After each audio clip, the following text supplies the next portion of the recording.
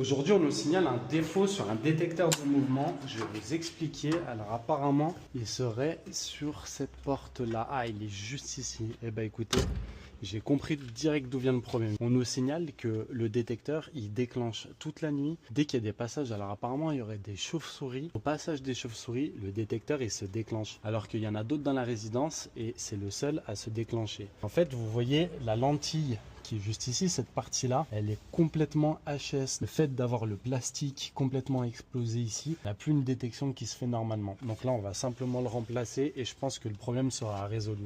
Hop, on va bloquer la porte, on va pas se faire embêter. Vous voyez, j'ai récupéré, donc ça c'est l'équivalent du modèle qui est en place. Super, on a même un petit support pour mettre nos petites affaires. Donc là, vous voyez, la lentille, elle est complètement à nu. La détection, elle peut pas se faire normalement. Ça se déclipse tout simplement, il y a un support ici et le détecteur qui vient s'embrocher par-dessus. Et le système là, il n'a pas changé. C'est le même système. Ça, c'est des détecteurs qui sont quand même relativement fiables par rapport à d'autres. Moi, j'aime bien ce format-là. Vous voyez l'intérieur, le fait que le plastique soit complètement explosé, la détection, elle se fait plus du tout normalement. Le fait de compartimenter, si vous avez un passage qui va déclencher uniquement une lentille, le détecteur va pas forcément se déclencher.